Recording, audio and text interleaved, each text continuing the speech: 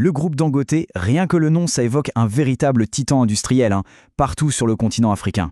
Mais comment on fait ça? Comment on passe d'un simple commerce à un empire aussi gigantesque? Eh bien, c'est justement ce qu'on va décortiquer ensemble aujourd'hui, le fameux schéma Dangote. C'est une vraie masterclass en stratégie. Voilà, c'est exactement ça, la question.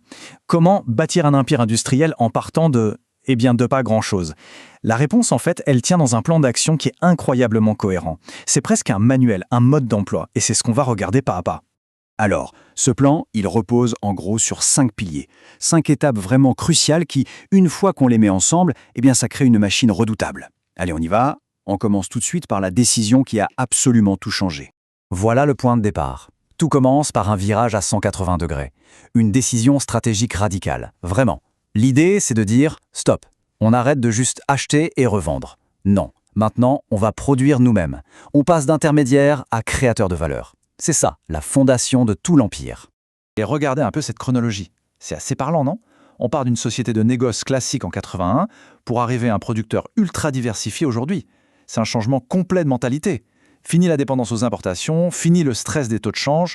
En produisant sur place, Dangote a fait coup double. Il a sécurisé ses approvisionnements et en plus, il a réparti les risques. Ciment, sucre, sel, farine, c'est vraiment la première pierre de l'édifice. Ok, donc produire, c'est bien, mais ça ne suffit pas. La question suivante, c'est comment on s'assure que tout ça est super efficace? La réponse est simple et c'est le deuxième pilier, l'intégration verticale. Autrement dit, une obsession pour le contrôle, de A à Z. Quand on dit de A à Z, c'est littéral. Pensez au ciment, par exemple. Le groupe possède la carrière de calcaire, il fabrique le ciment dans ses propres usines et il livre le sac final chez le commerçant avec ses propres camions. Le résultat, c'est simple. Plus d'intermédiaires, donc des coûts qui chutent, une qualité parfaitement maîtrisée et surtout, ça crée une barrière quasi infranchissable pour les concurrents. C'est une véritable forteresse. Et bien sûr, pour qu'une machine aussi immense tourne comme une horloge, il faut de l'huile dans les rouages. Et cette huile, c'est la technologie. On parle d'investissements massifs et continus dans l'automatisation, dans les systèmes informatiques les plus récents, tout ça pour optimiser la production et réduire le gaspillage au minimum. C'est ce qui fait que cette intégration n'est pas juste une idée sur le papier, mais qu'elle est hyper rentable. Bon, on a une production locale, une chaîne contrôlée et optimisée par la technologie. C'est déjà énorme. Mais la question suivante, c'est comment on vend tout ça? Comment on s'assure de vraiment dominer le marché? Pour ça, Dangote a une double approche, et elle est redoutable. D'abord, la logistique. La plupart des entreprises sous-traitent. Pas Dangote. Non, ils ont créé leur propre flotte de camions, une flotte gigantesque. Et là, c'est un coup de génie. Pourquoi? Parce que non seulement les livraisons sont plus rapides et beaucoup plus fiables, mais en plus, chaque camion devient un panneau publicitaire ambulant. Imaginez des milliers de pubs pour Dangote sur les routes tous les jours. C'est le contrôle total jusqu'au tout dernier kilomètre. La deuxième arme, c'est leur approche marketing, qu'on appelle global. C'est un mot un peu bizarre, mais l'idée est simple. On pense global pour la production de masse et pour avoir des prix compétitifs, mais on agit local pour le message. Concrètement, ça veut dire que la marque est la même partout, mais la pub va parler différemment à un client au Nigeria ou au Cameroun, en respectant la culture locale. C'est comme ça que la marque devient à la fois un géant panafricain et un voisin familier. Alors, récapitulons. On a une production maîtrisée, une distribution qui roule. L'étape suivante est logique. Il faut grandir, s'étendre. Et pas juste un peu, à l'échelle de tout un continent. La question qui se pose alors, c'est où est-ce qu'on trouve l'argent pour ça? Et l'ambition, elle est clairement panafricaine.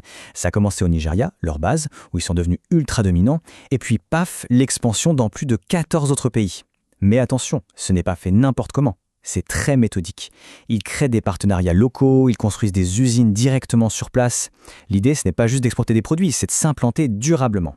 Et pour financer tout ça, il y a une discipline de fer. C'est vraiment la clé. Emprunter, oui, mais de façon hyper stratégique. Uniquement pour des projets qui rapportent gros, comme la fameuse raffinerie géante. Et la règle d'or, c'est que tous les profits sont réinvestis dans la boîte. Absolument tout. Ça crée une sorte de boule de neige, un cycle de croissance qui s'auto-alimente en permanence. On a parlé de machines, de camions, de finances, mais tout ce moteur industriel, il ne tourne pas tout seul. Et ça nous amène au dernier pilier qui est peut-être le plus crucial, l'humain. Parce que derrière les usines et les chiffres, il y a des gens, des employés, des communautés, des familles. C'est là qu'on voit vraiment la vision à long terme. Quand le groupe investit dans des hôpitaux, des écoles, dans la formation de ses employés, ce n'est pas juste de la philanthropie, c'est stratégique. En fait, ils construisent un véritable écosystème autour d'eux. Des employés bien formés, des communautés qui se développent et donc des clients plus fidèles. C'est la démonstration que le succès économique et le progrès social, eh bien ça peut tout à fait marcher main dans la main. Voilà, on a fait le tour, c'est ça le schéma Dangote. On résume, production locale, contrôle de A à Z, logistique maison, une finance ultra rigoureuse et un vrai investissement dans l'humain. Le tout forme une véritable machine de guerre économique. Du coup, la grande question qui reste, c'est est-ce que ce modèle autosuffisant, ce modèle intégré, c'est ça l'avenir? Est-ce que c'est la recette que d'autres vont suivre pour bâtir les prochains géants industriels dans les économies émergentes? La question est posée et le débat, lui, est loin d'être terminé.